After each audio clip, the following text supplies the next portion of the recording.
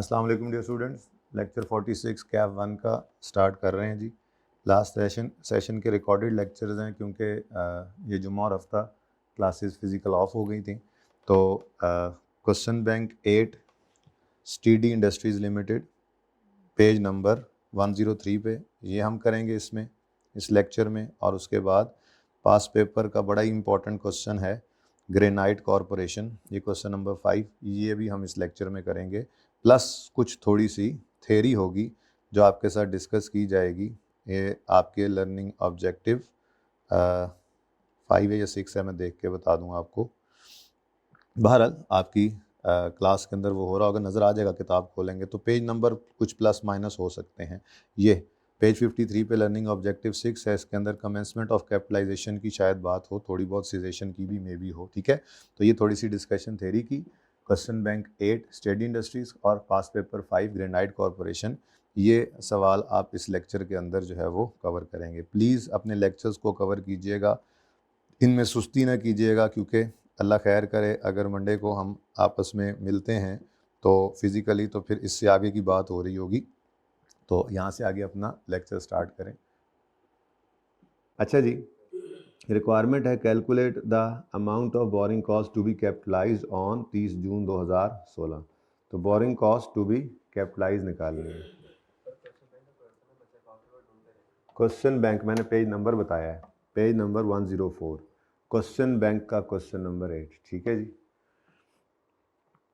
भाई ने इस्लाह की, दो तो हैं, हम तीसरे टीए को बिठा लेते हैं कि कहीं कैलकुलेशन हमारी गड़बड़ ना हो जाए। तो borrowing cost to be capitalize निकालनी है हमने। Borrowing cost calculation should be based on number of months. हम नंबर ऑफ मंथ्स के हिसाब से ही करते हैं, हम कौन सा कोई डिफरेंट करते हैं। चले, अच्छा अब सवाल को क्विकली एक बार पढ़ लेते हैं। यकम अगस्त 15, अच्छा हमारा साल जो है वो यकम जुलाई 15 से 30 जून 16 वाला है, ठीक है जी। और इसी में ही कंस्ट्रक्शन शुरू हुई है यकम अगस्त, ठीक है जी। यहाँ कहीं जुलाई गुजर गया था, यकम अगस्त को हमारी कंस्ट्रक्शन स्टार्ट हुई। Steady industries limited started construction of new office building and completed it on May 31, 2016। और 31 मई को, यानी जून का महीना अभी रहता था, 31 मई को कंप्लीट हो गई। इसका मतलब 10 महीने तक कंस्ट्रक्शन जारी रही, ठीक है। हमारे साल में 10 महीने कंस्ट्रक्शन जारी रही। ये तो काम दे जाएगा, इसको थोड़ा सा हम बड़ा कर लेते हैं। ठीक है जी। अच्छा अब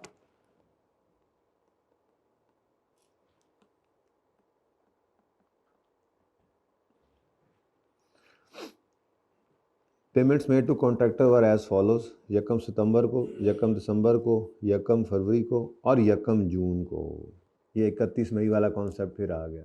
31 मई को कंस्ट्रक्शन कंप्लीट हो गई, तो पेमेंट चाहे यकम जून को हो रही है, ये पेमेंट उसी 31 मई तक की काम की ही होगी। तो इसलिए ये एसडी कॉस्ट में, वैसे तो मसला कोई नहीं है, हमारे साल के अंदर ही ख़त्म हो रहा है। मसला तो तब आता अगर हमारा साल एंड हो रहा होता 30 जून पर, कंस्ट्रक्शन भी एंड हो रही होती 30 जून पर, और यकम जुलाई पे ये पेमेंट हो रही होती। भूलते आप तब कि इसको आपने एसडी कॉस्ट में ऐड करना है या नहीं करना। जी हाँ, CWIP या बिल्डिंग डेबिट होकर और पेएबल क्रेडिट होना था। बहरहाल ये कॉन्सेप्ट अब हमारे पास है। In addition to above payments, SIL paid a fee of 8 million on Yakam August 2015 for obtaining a permit। अब ये कंस्ट्रक्शन की ही फीस है, ये कंस्ट्रक्शन की ही पेमेंट है, बिल्कुल कंस्ट्रक्शन पेमेंट है। ये ज़रूरी है, ये होगी तो कंस्ट्रक्शन शुरू होगी। इसका मतलब फर्स्ट कंस्ट्रक्शन पेमेंट यकम सितंबर को तो नहीं बन रही, यकम अगस्त को बनेगी, ठीक है। चलें आगे, कहता है the project was finance through following sources. On यकम अगस्त 15 a medium term loan was obtained specifically for construction of the building. इसका मतलब ये स्पेसिफिक लोन आ गया, ठीक है जी। तो स्पेसिफिक लोन के अपने रूल्स होते हैं, जनरल के अपने।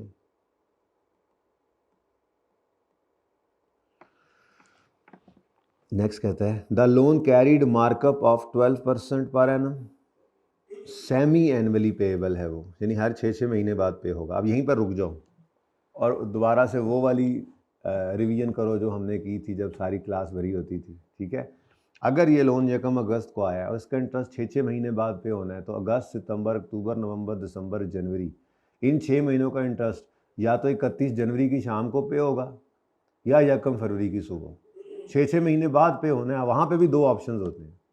और फिर फरवरी, मार्च, अप्रैल, मई, जून, जुलाई, इन 6 महीनों का इंटरेस्ट या तो 31 जुलाई की शाम को होगा या 1 अगस्त की सवेरे पे होगा। अब ये सवाल बता देगा हमें, ठीक है, नॉर्मली बताता ही है। A commitment fee of 0.5 of the amount of loan was charge by bank. तो ये कमिटमेंट फी लोन की अमाउंट का 0.5% है। ये वो है लोन प्रोसेसिंग चार्जेस जिसको लिखते होते थे हमारे फॉर्मेट के अंदर। तो भाई समझ आ रहा है, ये जाएगा एसेट की कॉस्ट में ऐड होगा, कॉस्ट ऑफ एसेट। ये पहले दिन से ये करता आ रहा था मैं, ताकि जब आए तो तैयार हो। और ये 0.5 मिलियन कमिटमेंट फी, ये कहाँ जाएगा, ये बोरिंग कॉस्ट में।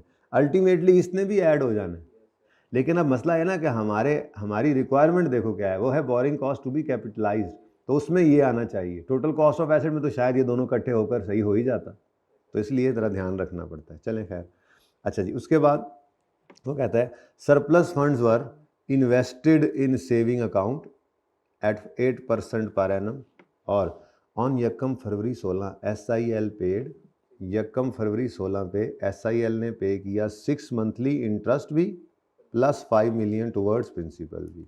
तो 2 पेमेंट्स हुई, एक इंटरेस्ट 6 महीने का और दूसरा 5 मिलियन का प्रिंसिपल। अब इसका मतलब ये हुआ ना, अगस्त, सितंबर, अक्टूबर, नवंबर, दिसंबर, जनवरी, इन 6 महीनों का इंटरेस्ट 31 जनवरी की शाम को की बजाय 1 फरवरी की सुबह पे हो गया। लेकिन अगली बात वो नहीं कर रहा, लोन तो वापस नहीं हुआ, तो फिर फरवरी, मार्च, अप्रैल, मई, जून, ये 6 महीनों का इंटरेस्ट, 5 महीने प्लस जुलाई, 6ठे महीने का इंटरेस्ट, ये कब पे होना है? ये तो 31 जुलाई की बजाय 1 अगस्त को पे होगा। पर मसला ये है कि हमारा साल उससे पहले एंड हो रहा है, और पता नहीं कंस्ट्रक्शन कब एंड हो रही है, ये भी देखना पड़ेगा, ठीक है। कंस्ट्रक्शन कब एंड हो रही है, कहीं लिखा हुआ था अभी तक? कहाँ the started construction and completed it on, अच्छा ये भी हो गया था, पढ़ के गए हैं, सॉरी, ठीक है जी। तो ये अब अगर वो बैलेंस शीट मांग लेना चंद मई और इनकम स्टेटमेंट, तो फिर आपको 31 मई के बाद वाला जून का इंटरेस्ट जो है वो इंटरेस्ट एक्सपेंस P&L में दिखाना पड़ेगा, और 5 महीने पूरे का जो इंटरेस्ट है वो पेएबल बैलेंस शीट में दिखाना पड़ेगा।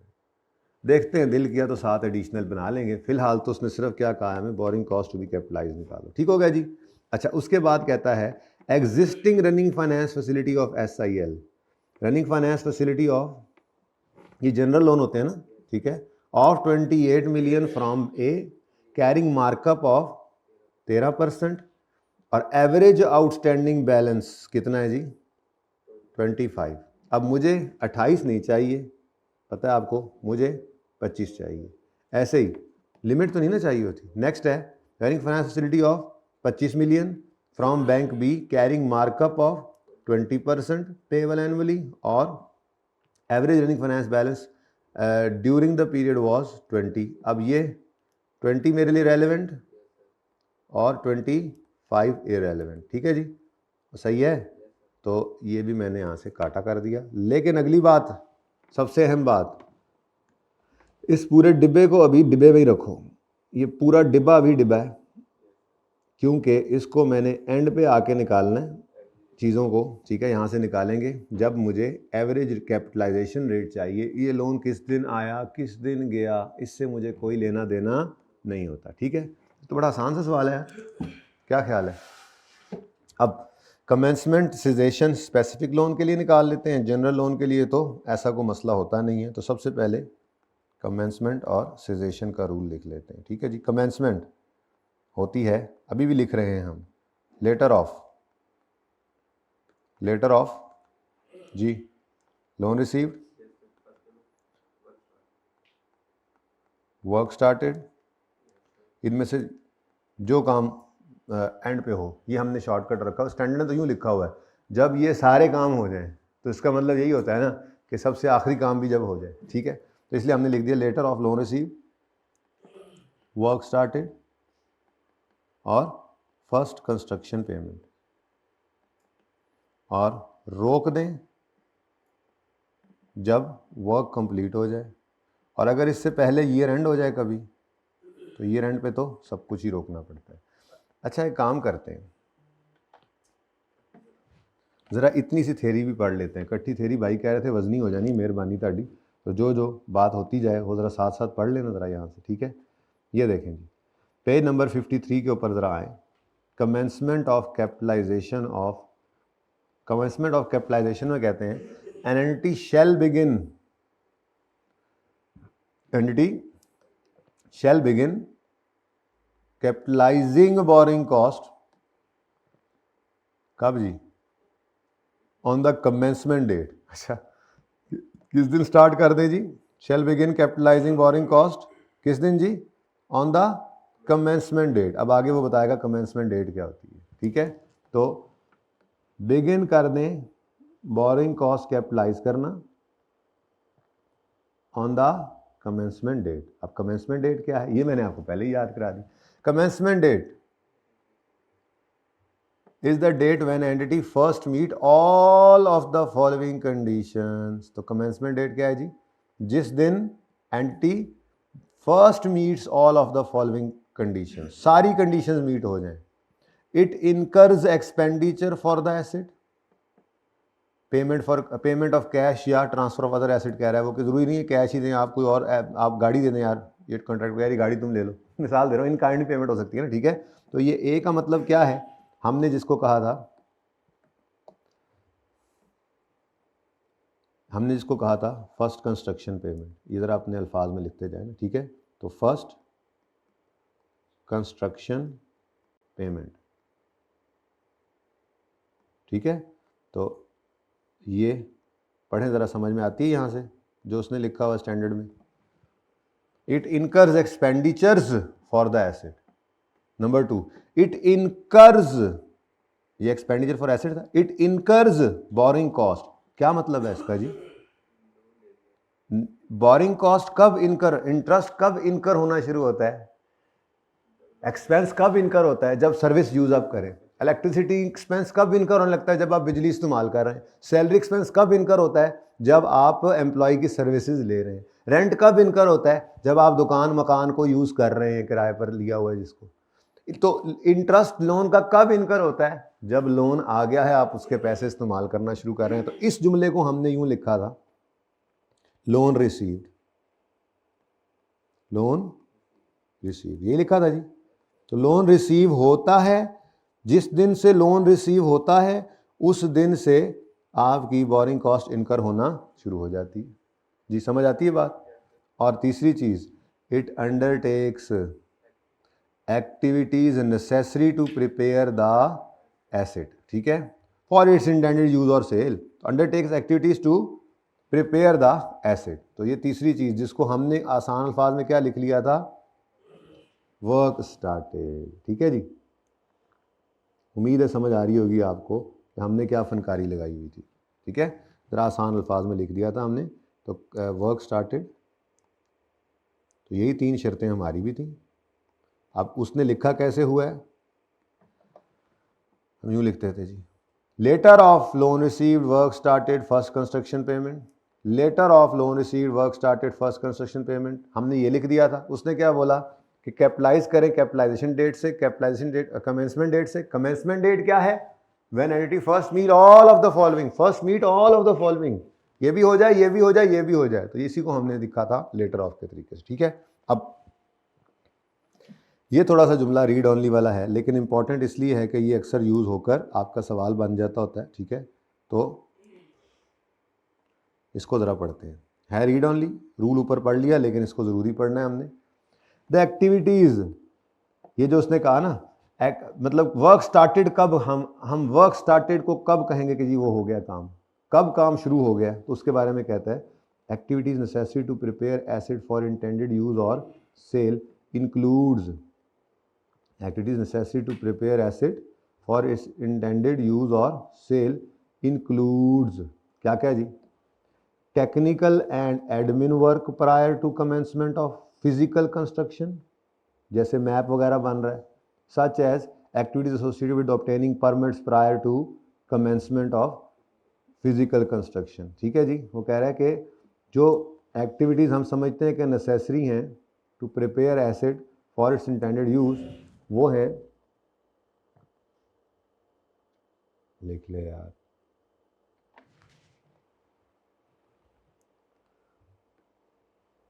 एक्टिविटीज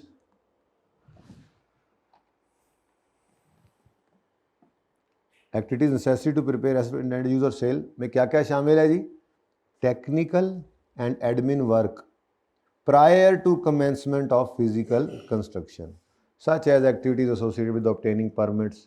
ठीक है जी, prior to commencement of physical, पहले ये लेंगे तो फिजिकल कंस्ट्रक्शन होगी। हाउएवर सच एक्टिविटीज एक्सक्लूड, ये इंपॉर्टेंट बात है, पहले उसने क्या बताया कि इसमें क्या क्या हो सकता है, ये परमिट वगैरह लेने वाली बात हो सकती है। ठीक है, technical admin work for example permits, और क्या चीज़ एक्सक्लूडेड है, however such activities exclude, however such activities exclude holding of an asset when no production or development that changes assets condition is taking place। नहीं समझ आई? मिसाल के तौर पे आपने एक लैंड ले लिया, such activities exclude holding the asset when no production or development that changes assets condition is taking place। क्या मतलब? For example, borrowing cost incurred while land is under development and capitalized when land is under development are capitalized during period in which activities related to development are being undertaken। However, borrowing cost incurred while land acquired for building purposes held without any associated development activity do not qualify for capitalization। वो कहता है activities जिसको हम कहेंगे कि वो शुरू हो गई हैं, नेसेसरी हैं to prepare asset for its intended use और सेल, उसमें क्या है, टेक्निकल और एडमिन वर्क जो कि फिजिकल कंस्ट्रक्शन से पहले शुरू हो गया, जैसे परमिट वगैरह लेना, इसको हम कहेंगे कि ये एक्टिविटी स्टार्ट हो गई, इसमें शामिल है।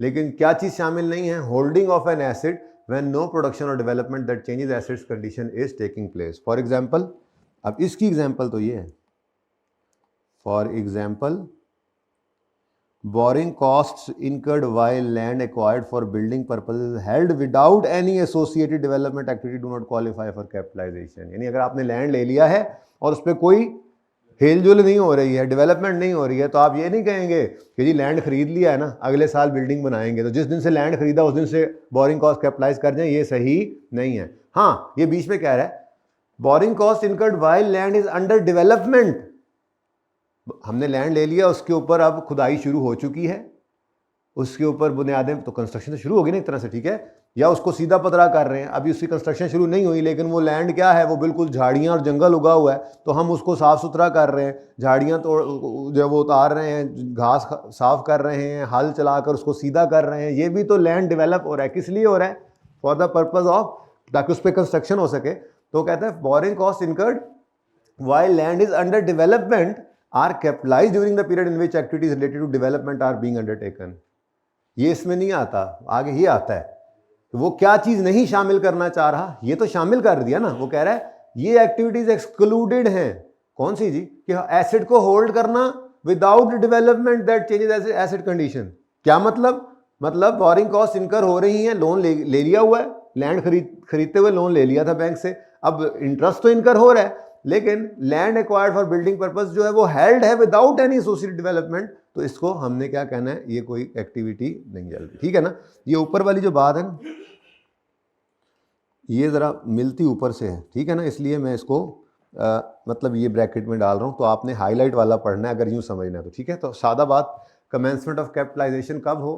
कमेंसमेंट डेट से। कमेंसमेंट डेट क्या है? जब एंटिटी ये सब कर ले, entry first meets all of the following conditions, इनकर एक्सपेंडिचर, इनकर बोरिंग कॉस्ट, अंडरटेक एक्टिविटीज। कौन सी एक्टिविटीज हैं? अब एक्टिविटीज को क्लियर कर रहा है यहाँ पे। ठीक है ना, ये सिर्फ इस पॉइंट 3 की क्लैरिफिकेशन इसने दी है, पॉइंट सी की। कब कहेंगे कि एक्टिविटीज अंडरटेक होने लग गई हैं जो कि एसेट को नेसेसरी है प्रिपेयर करने के लिए उसके इंटेंडेड यूज और सेल के लिए? उसने कहा कि जो एडमिन या टेक्निकल काम prior to commencement of physical construction होता है, परमिट वगैरह, और नहीं शामिल करनी बोरिंग कॉस्ट उस टाइम में जब सिर्फ आपने एसेट को होल्ड किया हुआ है और उसकी कोई कंडीशन में चेंज नहीं आ रहा। ठीक है, आगे उसने एग्जांपल दी। यहां तक को मसला। नेक्स्ट इज, ये भी पढ़ लें, सस्पेंशन बाद में, cessation, entity shall cease capitalization of borrowing cost when substantially all the activities necessary to prepare qualifying asset for intended use और सेल आर कंप्लीट। ये मैंने पढ़ा दिया था। ठीक है, अब आगे पढ़ें थोड़ी सी बात। Asset is normally ready for its intended use और sale when physical construction of the asset is complete. ठीक है, इवन दो छोटे मोटे रूटीन एडमिन वर्क जो है वो अभी भी साथ चल रहे हो। ठीक है, लेकिन हम क्या कहेंगे कि इसका जब वर्क कंप्लीट हो गया तो इसलिए बोरिंग कॉस्ट कैपिटलाइज करना रोक दो। ठीक है, if minor modification such as decoration of property to purchasers और user specification are all that are outstanding, this indicate that substantially all activities are complete. Done हो गया। आगे कहता है, ये वाला भी पढ़ ही लें। मैंने मिसाल के तौर पे आपको समझाता हूँ कि हमने ये एक, हमारे पास एक प्लॉट है। ठीक है जी, इसमें हमने 4 हॉस्टल्स बनाने हैं, 4 ब्लॉक्स बनाने हैं। ठीक है, अबू बकर ब्लॉक, हॉस्टल्स बन रहे हैं हमारे। ठीक है, Umar block, Ali block, Usman block, ये सब हमारे हॉस्टल्स हैं। ठीक है जी, और ये पार्ट्स में कंस्ट्रक्ट हो रहे हैं, आपको पता है।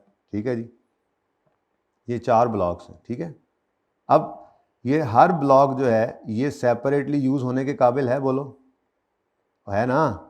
आपका एक हॉस्टल पूरा हो गया, आप स्टूडेंट्स को वहाँ पे शिफ्ट करा दें, बच्चे वहाँ पे आ जाएं। ठीक है, आपका दूसरा ब्लॉक कंप्लीट हो, आप वहाँ पे बुला लें, तीसरा कंप्लीट हो तो वहाँ पे बुला लें।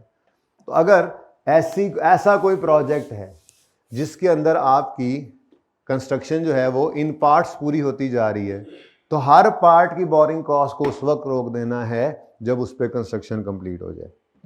बस ये बात ख़त्म करके ना फिर चलते हैं थ्योरी पे। हमने ना असल में भाई के मशवरे के मुताबिक ज़रा थ्योरी साथ साथ पढ़ना, ये सबसे इंपॉर्टेंट थी भी यही, बाकी आसान है। अब पढ़ो इधर। व्हेन, ये पहली बात ये थी, एंटिटी कब रोक दें? जब सब्सटेंशियली सारे काम necessary to prepare qualifying asset for its intended use और सेल पूरा हो जाए तो आप कैपिटलाइजेशन को रोक दें। ठीक है जी, रोक दिया। उसके बाद जी अगली बात कहता है, साथ ही उसने बताया कि देखो भाई ये नॉर्मली जो है ना ready for its intended use और सेल कब हो जाता है? जब उसकी फिजिकल कंस्ट्रक्शन रुक जाए, चाहे उसके रूटीन एडमिन वर्क कभी भी रहते हो। ठीक है, यहाँ तक फिर आगे थोड़ी सी एग्जांपल भी आ गई। नंबर 2, ये अगली बात चल रही है। When an entity completes construction of qualifying asset in parts and each part is capable of being used separately while construction continues on other parts, the entity shall cease capitalizing borrowing cost when it completes substantially all the activities necessary to prepare that part for its intended use or sale। जैसे मैंने आपको समझाया। ठीक है, तो इसमें बात कितनी निकली? When an entity completes construction of qualifying asset in parts, entity shall cease capitalizing borrowing cost when it completes substantially all activities necessary to prepare that part of its intended use। ये इतनी सी बात आ रही। बीच में जाहिर सी बात है, ये बात तो अहम है ही कि and each part is capable of being use. ये नहीं कि वो इकट्ठे ही इस्तेमाल हो सकते हैं, इकट्ठे इस्तेमाल हो सकते हैं, फिर तो भाईजान बात वहीं पे आ गई ना, और सही है। अच्छा, ये दूसरी बात हो गई। तो पहली बात उन्होंने कहा सब्सटेंशियली सारी एक्टिविटीज़ पूरी हो जाए, कंस्ट्रक्शन नॉर्मली जब रुक जाए तो रोक दो। ठीक है, एडमिन वर्क चाहे छोटा मोटा है, जैसे पावर प्लांट नीचे मेरे ख्याल में एग्जांपल है, पावर प्लांट एक हमने बनाया अपनी फैक्ट्री के अंदर, पावर जनरेशन प्लांट लगाया। अब उसमें सिर्फ क्या रह गया? खतरा 440 वोल्ट, यहाँ से ना गुजरें, इधर से ये एहतियात करें, ये हवा का गुजर रहे, यहाँ पानी का गुजर रहे। एक बात है ना, अब ये वो साइंस लगा रहे हैं हम मोहतात रहने के लिए, तो ये साइंस लगाना ये नहीं कहेगा कि हमारा पावर जनरेशन प्लांट जो है वो भी कंस्ट्रक्शन उसकी चल रही है, वो कंस्ट्रक्शन ख़त्म हो गई है। ठीक है ना? तो अब वो देखो, ये दूसरे की एग्जांपल है इसकी। A business park comprising several buildings, each of which can be used individually, is an example of qualifying asset for which each part is capable of being used जेबल wire construction continues another part. आपका एक business park है, उसमें आपने कोई मतलब एक जो है वो आईटी वालों की बिल्डिंग बनाई हुई है, एक आपने जो है वो मिसाल के तौर पे कंज्यूमेबल्स के लिए अलग प्लाजा बना दिया, यानी कि बिजनेस पार्क है। या आप इस बिजनेस पार्क में या रिक्रिएशनल पार्क समझ लो, एक जिम में आपका, एक स्विमिंग पूल है आपका, एक आपका जो, थोड़ा इधर होके बैठो यार, कैमरे के आगे नहीं बैठेगा, और इधर हो, और इधर हो, होते जाओ थोड़ा सा और, सारी सेटिंग उन्होंने ख़राब की हुई है, बच्चों को देखना होता है ना। अच्छा, तो मैं कह रहा था कि मिसाल के तौर पे एक जिम है, उसमें पूल भी है, उसमें टेनिस कोर्ट भी है, उसमें बैडमिंटन कोर्ट भी है, उसमें जो है वो टेबल टेनिस का कोर्ट भी है, उसमें स्क्वॉश का कोर्ट भी है। अब ये एक आपने स्पोर्ट्स क्लब बना लिया। अब हर एक क्लब के अंदर हर एक कोर्ट, हर एक बिल्डिंग जो है वो कैपेबल है सेपरेटली इस्तेमाल होने के लिए। जब कंप्लीट होती जाए उसको आप उसकी कैपिटलाइजेशन को रोकते जाएं, ठीक है। तो capitalization of borrowing cost should cease for each part when part is substantially complete. ये पहली एग्जांपल हो गई। दूसरी, an example of a qualifying asset that needs to be completed before any part can be used is an industrial plant involving several processes which are carried out in sequence at different parts of plant within the same site, such as steel mill. In such case capitalization of borrowing cost shall cease। ये उसने कहा है, इसी की दूसरी example है। आगे वो कहता है कि स्टील मिल जैसे होती है, उसमें ये नहीं होता कि आपने जो है वो स्टील मिल के अंदर एक प्रोसेस है सबसे पहले, जिसके अंदर आप जो है वो लोहा डालते हैं, वो उसको गर्म करके भट्टी में उसको पिघलाता है। उससे अगला प्रोसेस जो है उसके अंदर फिर उसी को जो है वो पिघले हुए लोहे को शक्ल दी जाती है। उससे अगला प्रोसेस है जिसके अंदर फिर उसको जो है वो पेंट करके ठंडा करके उसको इधर भेजा जाता है। ये अगला है जिसमें फिर फिनिशिंग हो रही होती है, पॉलिशिंग हो रही होती है। अब वो कहता है ये एक स्टील मिल है। अब इसमें ये नहीं हो सकता कि आप कहो कि जी ये पहला प्लांट लग गया तो फिर इसकी कैपिटलाइजेशन रोक दे। नहीं, ये पूरा प्लांट है, ये पूरी फैक्ट्री है, ये कैपेबल ऑफ बीइंग यूज्ड इकट्ठा ही है, इसलिए इसकी कैपिटलाइजेशन तभी रोकनी है जब पूरा प्लांट लग जाए। ठीक है, सही है। चले, ये बड़ा ही इंपॉर्टेंट था, ये बड़ी ही इंपॉर्टेंट एग्जाम्पल है, ये आपने आज करनी है, फिर मैं आपके साथ कल डिस्कस करूँगा। अगली भी कर ही लेना, ऊपर वाली ज़्यादा इंपॉर्टेंट है वैसे तो, लेकिन एग्जाम्पल 8 और 9 आपका होमवर्क होगी। ठीक है जी, चलें अब सवाल पे। थोड़ी सी बात हमने की, पीछे कोई थेरी नहीं है, पीछे वो चीज़ें हैं जो आपने जनरल बोरिंग के क्या रूल्स हैं ये आपने रीड ऑनली करना है। स्पेसिफिक बोरिंग से क्या रूल्स हैं, ये जो हमने पढ़ा हुआ है, जो पढ़ाने वाली चीज़ है ना आपको, वो ये सारे रूल्स हैं रिकग्निशन के, पर पढ़ाने वाली चीज़ सिर्फ ये पहला सफ़ा है। तो ये इंशाल्लाह किसी वक्त पढ़ाता हूँ पहला सफ़ा, और उसके बाद जो पढ़ाया आपको उसके बाद आगे जो है ये किधर गया, ये किधर ये डिस्क्लोजर्स बताने हैं कि क्या क्या डिस्क्लोज करना होता है। स्टैंडर्ड ख़त्म। ठीक है, चलो आ जाओ सवाल पे। चलो अब देख लो भाई, अब देखो आपने थ्योरी पढ़ा दी है, इसलिए ये अब 20 मिनट में करना है सवाल। वैसे हो जाना चाहिए 20 मिनट में, इस सवाल में कुछ है नहीं अल्हम्दुलिल्लाह। क्या ख्याल है? ठीक है, चलो शुरू करें भी काम। अब फिर रिक्वायरमेंट है borrowing cost to be capitalize निकालनी है। क्वेश्चन नंबर, ये क्वेश्चन बैंक का क्वेश्चन 8 है, पेज नंबर भी बता दो, रोड़ा पै गया जी, फिर लिख लेंगे। क्वेश्चन बैंक का 8 है, पेज नंबर 104 है, SIL इसका नाम है, स्टीडी इंडस्ट्रीज लिमिटेड। ये पहले हुआ करता था स्पिन इंडस्ट्रीज लिमिटेड, किसी ज़माने में ICAP का सवाल था।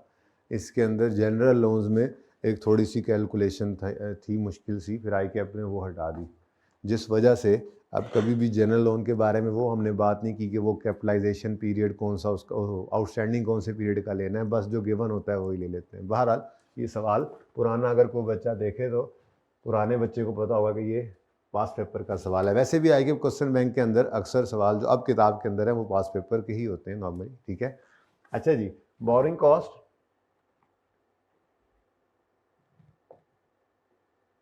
टू बी कैपिटलाइज्ड,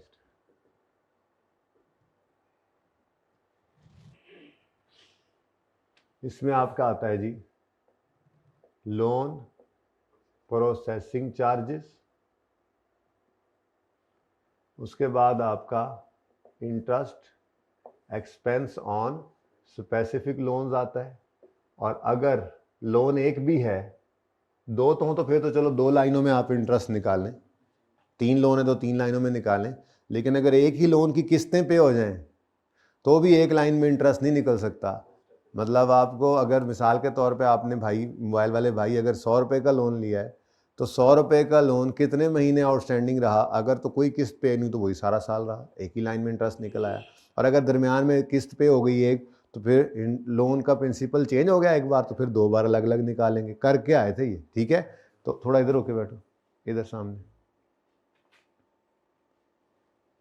कल बिठाया तो था तुम लोगों को सेट करके, और इधर हो थोड़ा सा और, हाँ अच्छा थोड़ा सा और, बस बस बस बस चले जी। तो interest expense on specific loan, loan तो स्पेसिफिक एक ही है लेकिन इसकी किस्त पे हो रही है साल, हमारे इस साल के दौरान ही, तो इसलिए इसके लिए 2 लाइनें छोड़ दो, 3 लाइनें छोड़ दिया करो। आपको क्या मसला है, लेस करेंगे हम इन्वेस्टमेंट इनकम, इसी के सरप्लस की इन्वेस्टमेंट इनकम निकल आएगी।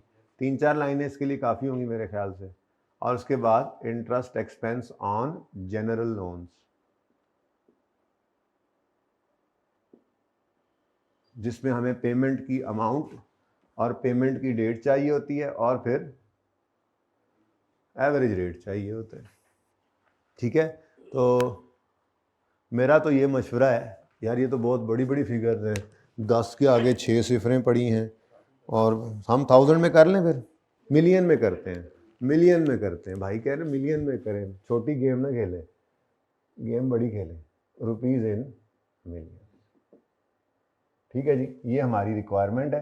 बाकी अगर इससे हट के मेरा दिल किया तो रिक्वायरमेंट हम बढ़ा भी लेंगे। हम बैलेंस शीट के, इनकम स्टेटमेंट के एक्सट्रैक्ट्स अगर रिक्वायर कर लेंगे तो वो देखेंगे, मूड बना तो। वैसे आपको बनाने आते हैं, वो मसला नहीं है। अच्छा, हम बात शुरू की थी हमने कमेंसमेंट से, क्योंकि सबसे पहले मुझे क्या चाहिए, लोन प्रोसेसिंग चार्जेस भी आ जाते हैं लेकिन interest expense on specific loan ये सबसे पहले हमने ले लेना चाहिए, ठीक है ना। और interest expense on specific loan के लिए मैं अभी पढ़ा के आया हूँ आपको कमेंसमेंट और सीजेशन की डेट। तो लोन रिसीव हुआ किस दिन, 1 अगस्त 2015 को लोन रिसीव, 1 अगस्त 15। उसके बाद वर्क स्टार्टेड भी 1 अगस्त 15 ही है, लेकिन और कंस्ट्रक्शन पेमेंट भी कब हो रही है, 1 अगस्त 15 ही हो रही है बेटा, इसको 1 सितंबर नहीं ले लेना, 1 अगस्त। ये गलती हो सकती थी आपसे, ठीक है ना, ये गलती हो सकती थी आपसे। खैर चले, तो 1 अगस्त को पहली पेमेंट परमिट फी पे कर दी ना, तो ये 1 अगस्त को कंस्ट्रक्शन पेमेंट में ही ये भी आती है। कंस्ट्रक्शन शुरू कहाँ हो सकती है, जब वो, इसीलिए तो अब वहाँ से पढ़ा के आया, वो कह रहा है आपने एक्सपेंडिचर इनकर करना शुरू कर दिया है कंस्ट्रक्शन के लिए, तो कंस्ट्रक्शन के लिए ये एक्सपेंडिचर इनकर हुआ है जो आपने जो है वो परमिट फ़ी पे की। और वर्क कंप्लीट किस दिन हो गया, 31 मई 2016 पे। अब मुझे बताओ क्या है जी लेटर डेट, तो ये तीनों ही लेटर सेम डेट ही है। तो 1 अगस्त को हम, 1 अगस्त 15 को हम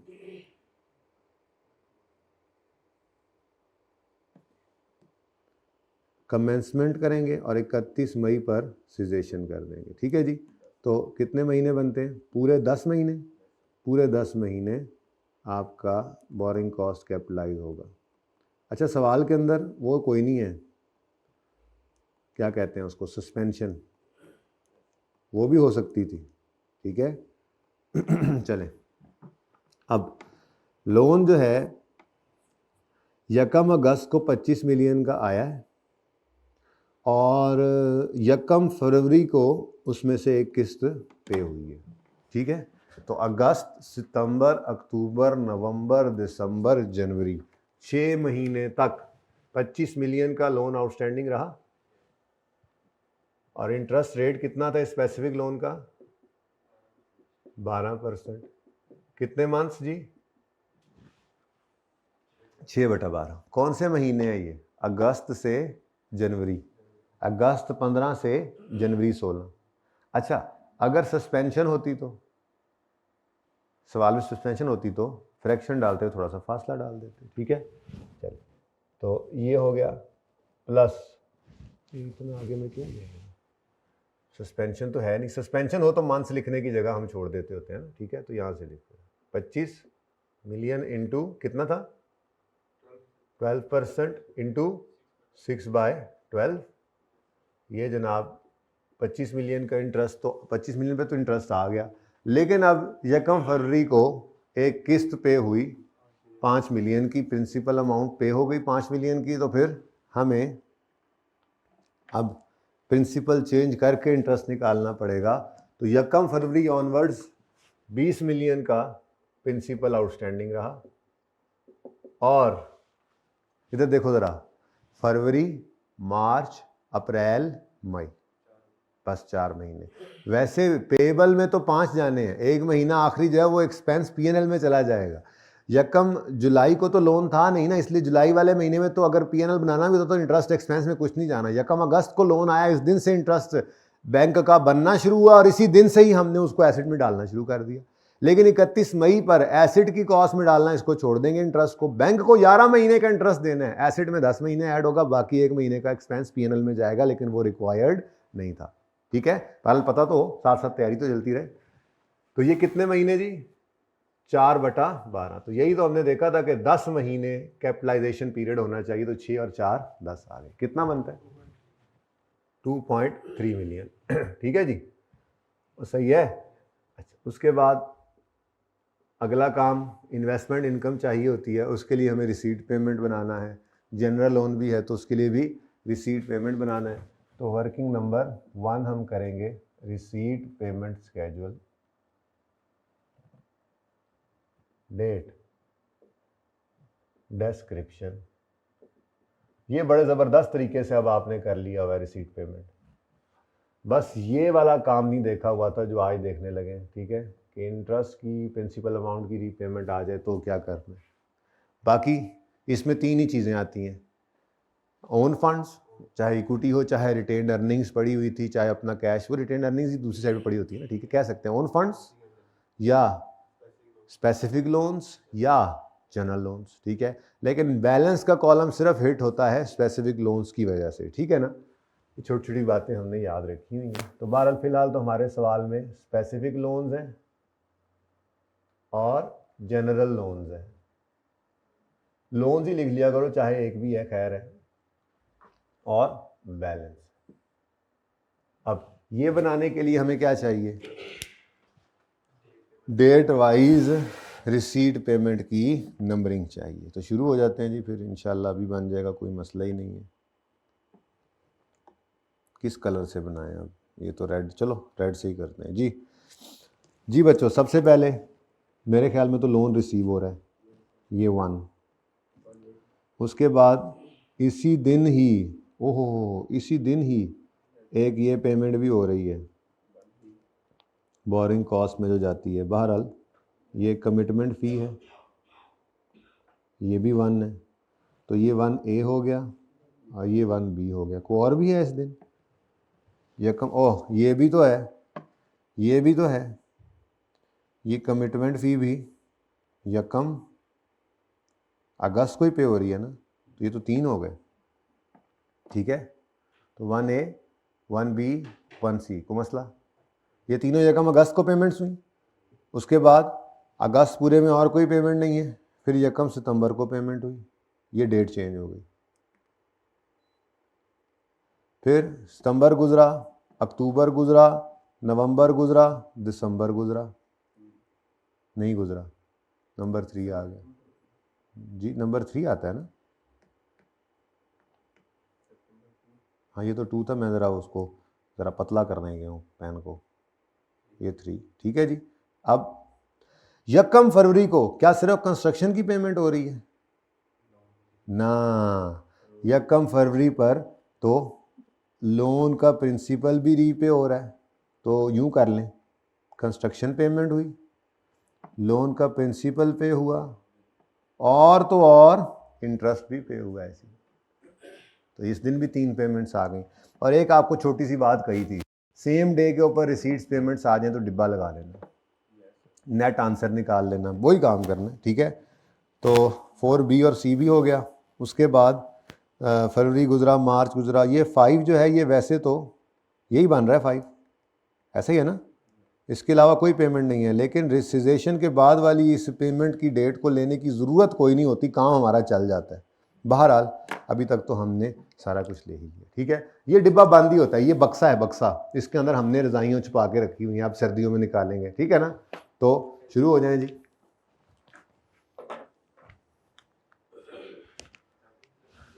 जी बेटा, हाँ वो भी लिख लेते हैं, अब आ तो गया ही है तो लिख लेते हैं जब बारी आती है तो। चले जी, सबसे पहले तो लोन, तो भाई कह रहे हैं पहले ये लिख के जाएं, 0.5 है लोन अमाउंट का जो आपको बैंक ने चार्ज किया। तो लोन अमाउंट 25 है, इसका 0.5% है, तो ये लिख लो। चलो ये लो, 25 मिलियन इंटू 0.5% जी 0.13 मिलियन, 1,30,000 रुपये। अच्छा, उसके बाद अब रिसीट पेमेंट शुरू करें जी। नंबरिंग, लोन रिसीव्ड, साथ ही कमिटमेंट फ़ी पेड, साथ ही फर्स्ट कंस्ट्रक्शन पेड, सॉरी ये किधर गया, परमिट फ़ी पेड, ठीक है। तो यकम अगस्त 2015 लोन रिसीव्ड कितना, 25 मिलियन। इसी दिन यकम अगस्त 15 पे प्रोसेसिंग फ़ी या जो भी था, प्रोसेसिंग फ़ी पेड। अब सवाल में एक बार वर्किंग शो कर दी ना कहीं पे, बस वो यूज़ कर लो, माइनस। और इसी दिन यकम अगस्त 15 को क्या था जी, परमिट फ़ी पेड। हर रिसीट पेमेंट हमने लेनी है यहाँ पे कंस्ट्रक्शन की, और स्पेसिफिक लोन की भी, जनरल लोन की नहीं लेनी रिसीट पेमेंट, ठीक है। जनरल लोन में से पेमेंट जो हो वो लेनी जी। कितना, 8। अब इधर देखो, ये एक ही दिन 25 मिलियन का लोन आया जिसके अंदर से ये सारी पेमेंट्स भी हो गई। तो नेट में इस 25 में से आज के दिन यकम अगस्त को क्या बचा है, 16.87 नाउ अवेलेबल है फॉर इन्वेस्टमेंट। करो इसको इन्वेस्ट, ठीक है। तो 16.87 मिलियन इंटू परसेंटेज क्या थी इन्वेस्टमेंट की, 8% पर एनम, ठीक है। तो इंटू 8% इंटू, अब देखना है ये कितने अरसे तक आउटस्टैंडिंग रहा। तो ये 16.87 यकम अगस्त को अवेलेबल फॉर इन्वेस्टमेंट हो गया था। सेकंड पेमेंट किस दिन हो रही है, यकम सितंबर को। आप एंड पे इकट्ठा बना के एंड तक भी जा सकते हैं, आपकी मर्जी है, मैं तो ज़रा साथ साथ बता रहा होता हूँ। यकम सितंबर 15 पर क्या हुआ है जी, फर्स्ट कंस्ट्रक्शन पेमेंट हो गई। कितनी जी, 10 मिलियन की। तो 16 में से 10 गया तो बाकी यहाँ पे 6.87 रह गया। अब ये 6.87 अवेलेबल फॉर इन्वेस्टमेंट हो गया है यकम सितंबर को, ठीक है। और यकम दिसंबर को जाके इसने फिर चेंज होना है। तो पहले मैं यहाँ पे लिख लूँ यकम दिसंबर 15, ताकि मैं ये दिन तो ले लूँ। जैसे अगस्त तो यकम को अवेलेबल जो हुआ था यकम सितंबर तक 1 महीना रहा, जो यकम सितंबर को अवेलेबल फॉर इन्वेस्टमेंट हुआ सितंबर अक्टूबर नवंबर 3 महीने रहा। तो ये सॉरी कितने महीने था, 1/12 प्लस, नेक्स्ट में ज़रा अलग अलग दिखाता होता हूँ जी, 6.87 मिलियन 8% 3/12। उसके बाद यकम दिसंबर को 15 मिलियन की पेमेंट आ गई। भाईजान आपका कड़ाका निकल गया, क्या ख्याल है, ऐसा ही है ना, नहीं निकला, नहीं तो गया ना, इधर बैलेंस तो बच गया ना, बैलेंस तो ना बचा, मतलब ये तो इधर गया ना, बस इन्वेस्टमेंट के लिए मैं कह रहा हूँ आपका कड़ाका निकल गया, आपका कुछ नहीं बचना अब, ठीक है। एनीवेज यहाँ पे क्या है जी, सेकंड कंस्ट्रक्शन पेमेंट। लेकिन ये पेमेंट कितनी अमाउंट की है, ये है जनाब 15 मिलियन। तो ऐसे करके मैं आपको लिखवा दिया करता होता हूँ। अब 15 मिलियन पे करना है, लेकिन आपके स्पेसिफिक लोन में बैलेंस पड़ा हुआ है, तो 6.87 यहाँ से निकालो। ये मैं कह रहा था, कुछ बचा ही नहीं 1 दिसंबर को, लेकिन बाकी कहाँ से पे कर दें? उसने कहा था ना फॉलोइंग सोर्सेज से प्रोजेक्ट फाइनेंस हुआ है, ये स्पेसिफिक लोन से और एग्जिस्टिंग रनिंग फाइनेंस। तो स्पेसिफिक लोन पहला प्रेफरेंस था, खत्म हो गया। अब हम एग्जिस्टिंग रनिंग फाइनेंस फैसिलिटी यानी जनरल लोन की तरफ चले गए। कितना बनता है? 8.13। अब अगली कहानी शुरू होगी। ये जीरो हुआ है तो ये शुरू हो गया। क्या ख्याल है? इंटरेस्ट एक्सपेंस ऑन, जरा जगह बचा लेना, जनरल लोन्स।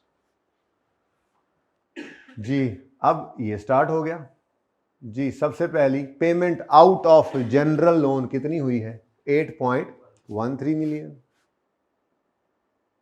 इसके ऊपर जो इंटरेस्ट रेट है वो मुझे अभी नहीं पता, कोई बात नहीं, इंशाल्लाह निकल आएगा। 2 लोन्स है ना, एवरेज करना पड़ेगा, एक ही होता तो ले लेता वही। लेकिन डेट ऑफ पेमेंट से सिजेशन तक के मंथ्स तो काउंट कर सकता हूं ना, कोई सस्पेंशन भी नहीं है। सस्पेंशन हो भी तो हम एंड पे ही देखते हैं जाके, उसको बस फ्रैक्शन में फासला डालते हैं। तो ये अब 1 दिसंबर को पेमेंट, ये तो मैं यूं भी नहीं करता होता, देखा है ना, ये नहीं करना, क्योंकि ये करोगे तो अगली डेट पे रोकोगे, फिर ना रोकना नहीं अगली डेट पे। ओके, तो 1 दिसंबर को पेमेंट हुई आउट ऑफ जनरल लोन, तो दिसंबर पूरा, जनवरी पूरा, फरवरी पूरा, मार्च पूरा, अप्रैल पूरा, मई पूरा, जून पूरा नहीं होना। हाँ 31 मई पे रोक देना है, 6 महीने, ठीक है। तो 6/12 प्लस 15 मिलियन हो गया। उसके बाद 1 फरवरी को तो अखीर हो गई। 12 मिलियन की कंस्ट्रक्शन पेमेंट है, 5 मिलियन का प्रिंसिपल है और 6 महीने का इंटरेस्ट भी है। तो स्पेसिफिक लोन का प्रिंसिपल हो, उसकी इंटरेस्ट की पेमेंट हो, उसका आना भी जैसे है तो उसका जाना भी यहाँ पे आएगा रिसीट पेमेंट में, ठीक है। तो इधर जनाब अखीर होने लगी है। 1 फरवरी है ना, 1 फरवरी 15 को फिर एक डिब्बा लगेगा जिसमें एक पड़ेगा और आपका दोस्त लाखों में एक होगा, ठीक है। तो 1 फरवरी को थर्ड कंस्ट्रक्शन पेमेंट, मैंने पहले इसलिए लिखा ताकि ऊपर मुझे लिखना काम पड़े, है जी। कितनी है जी? 12 मिलियन। उसके बाद इसी दिन प्रिंसिपल लोन रीपेड लिख देता हूं, लोन रीपेड, जो प्रिंसिपल अमाउंट रीपे की कितनी, ये सारे माइन, ओहो इधर क्यों कर रहा हूँ मैं, इधर तो बचे ही कुछ नहीं हुआ जी। जनरल लोन का खाना नहीं है भाई, जनरल लोन का खाना ये है जी। कितना था? 12 और ये 5, यानी कि payment out of general loan. Payment तो करनी है ना हमने किस्त की, अब कहाँ से करें? तो बस जनरल लोन से कर दें जो आपके पास फंड पड़ा हुआ है, ठीक है। लेकिन वो क्योंकि स्पेसिफिक लोन की पेमेंट है इसलिए आएगी यहाँ पर, और उसका इंटरेस्ट भी। 1 फरवरी 2015 को इंटरेस्ट पेड। अब इंटरेस्ट जो पे हुआ है जरा देखना इधर, 25 मिलियन का 12% इंटू 6/12 कितना? अच्छा, अगर मिसाल के तौर पे कोई सस्पेंशन होती, मिसाल के तौर पे ग्रेनाइट में थी तो नहीं तो फिर टेस्ट में एक सवाल, वही आज के सवाल में वो आज के टर्म टेस्ट में वो सवाल डालना भूल गया मैं, दूसरा डाल दिया मैंने। चले कोई बात नहीं, आगे आ जाएगा इंशाल्लाह। क्या अर्ज करने लगा था मैं? हाँ, अगर सस्पेंशन मिसाल के तौर पे होती तो लेट्स से यहाँ पे 1 महीना सस्पेंशन होती तो हम 5 महीने का इंटरेस्ट कैपिटलाइज करते, तो यहाँ पर फिर रिसीट पेमेंट में भी 5 महीने का ही इंटरेस्ट लेते। बैंक को तो 6 महीने का पे हो रहा है, लेकिन इस वक्त हम क्या निकाल रहे हैं? इंटरेस्ट कैपिटलाइज और इन्वेस्टमेंट इनकम और जनरल लोन। तो बोरिंग कॉस्ट से रिलेटेड सस्पेंशन वाले अरसे की फिर रिसीट पेमेंट भी हम नहीं ले रहे होते ना सस्पेंड, यानी कि जो रूल यहाँ पर IAS 23 का, चलो देख लेंगे, सवाल को आने दो। अच्छा जी, ये कितना बनता है जी? 1.5 सही निकाला आपने। तो अब इसको डिब्बा लगाएं और टोटल बता दें जी।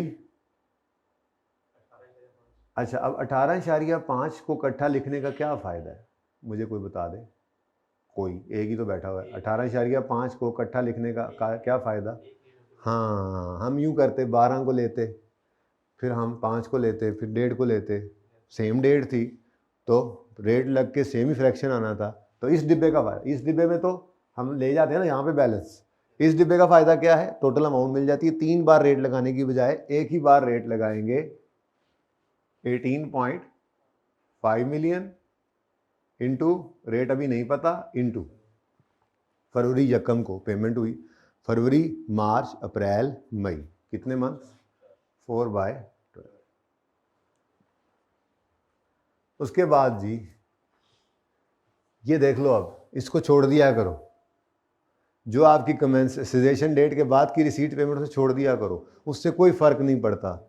चेक कर लो, बेशक अगर आप लिख भी लोगे यकम जून तो 31 मई को तो वैसे ही कैपिटलाइजेशन, तो ये लिखना है या रहने दें, रहने देते हैं, ठीक है जी। तो ये भी ख़त्म हो गया काम।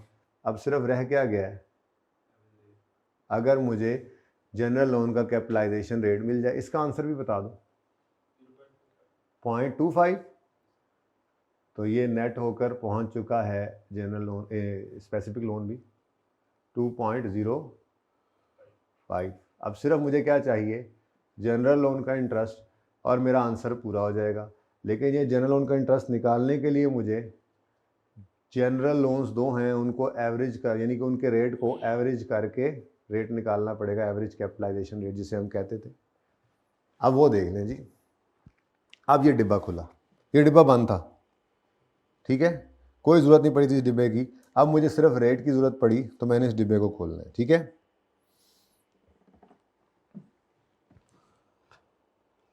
जी अब मैंने पहले जैसे डिसाइड किया आपके साथ कि हमारे लिए ये लोन आउटस्टैंडिंग होता है, और बोलो लोन आउटस्टैंडिंग होता है ना, और ये क्या है जी, इंटरेस्ट एक्सपेंस। तो मैं वो लंबी वर्किंग की बजाय सिर्फ यही दो चीज़ें निकालूंगा। वैसे अगर आप कहें तो वो भी लिखना है तो लिख लेते हैं, लोन कौन सा, फिर लोन की अमाउंट, फिर मंथ्स, और फिर लोन आउटस्टैंडिंग, फिर रेट ऑफ इंटरेस्ट, और फिर इंटरेस्ट एक्सपेंस। अब बीच में दो चीज़ें खा गया हूँ, वो कौन सी भला, लोन की अमाउंट, मंथ्स आउटस्टैंडिंग, और फिर लोन आउटस्टैंडिंग पर पहुंचते थे, ऐसे ही था ना, ज़रूरत नहीं है ना। अब बैंक ए है और बैंक बी है, तो मैं ए बी कह दूँ इसको, लोन ए लोन बी। अब आगे लोन की टोटल अमाउंट क्या है, मंथ्स आउटस्टैंडिंग कितने हैं, ये तो बताने की ज़रूरत नहीं है क्योंकि उसने खुद एवरेज बता दिया, यानी लोन आउटस्टैंडिंग कितना रहा, उसने कहा जी 25 और 20, तो 25 और 20। इंटरेस्ट रेट 13% है और 20% है, तो 13% और 20%। इंटरेस्ट एक्सपेंस कितना बना, 3.25, 4.0, चलो टोटल कर दो इन दोनों का, 45 लोन आ गया और 7.25 का इंटरेस्ट आ गया। तो इंटरेस्ट रेट अगर आप निकालना चाहें, ये वर्किंग नंबर 2 कर दें इसको, ठीक है। तो रेट जो कि एवरेज कैपिटलाइजेशन रेट है वो निकलेगा interest divided by loan outstanding into 100 is equal to 11%। सवाल तो ख़त्म हो गया। 16.11% लगाएं, जनरल लोन का इंटरेस्ट रेट आ गया आपके पास ये,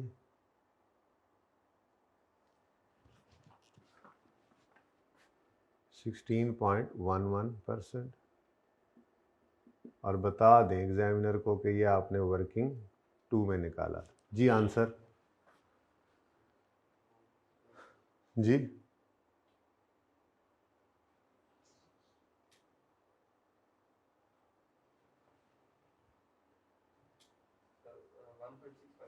$1.65 ग्रैंड टोटल,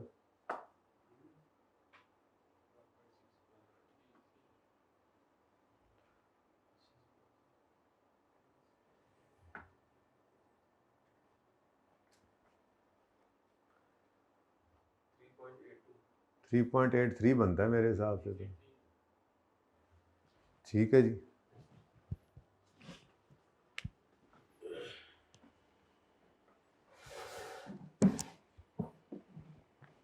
अच्छा जी, अब वैसे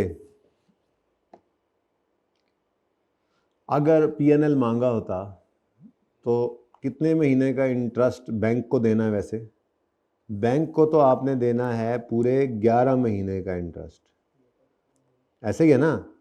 11 महीने का इंटरेस्ट बैंक को देना है, इनकर हो चुका है जो, जिसमें से 10 महीने का आपने इंटरेस्ट जो है वो कैपिटलाइज कर लिए, 1 महीने का पीएनएल के अंदर एक्सपेंस बन जाएगा।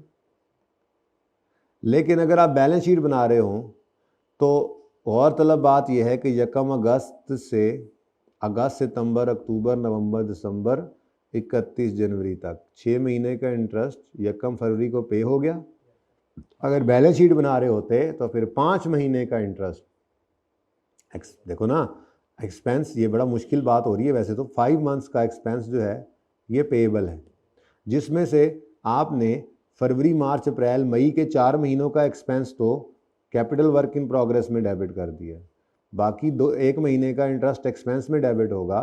लेकिन पेएबल तो, जैसे मैं कहता हूँ मिसाल के तौर पे 1 रुपया 1 महीने का इंटरेस्ट है, तो 4 रुपये इंटरेस्ट CWIP एसेट में डाल दिया, 1 एक्सपेंस में, 5 महीने का बैलेंस शीट में पेएबल नजर आएगा, ठीक है ना, 5 रुपये का, ओके। लेकिन उसने हमसे एक्सट्रैक्ट्स मांगे नहीं थे, तो अच्छा सवाल था ये जी।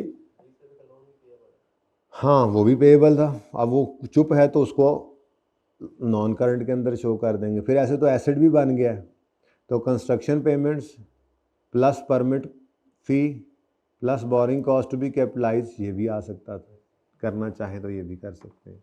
लेकिन अब बात बढ़ाते जाएं, जितनी मर्जी बढ़ाते जाएं, ठीक है।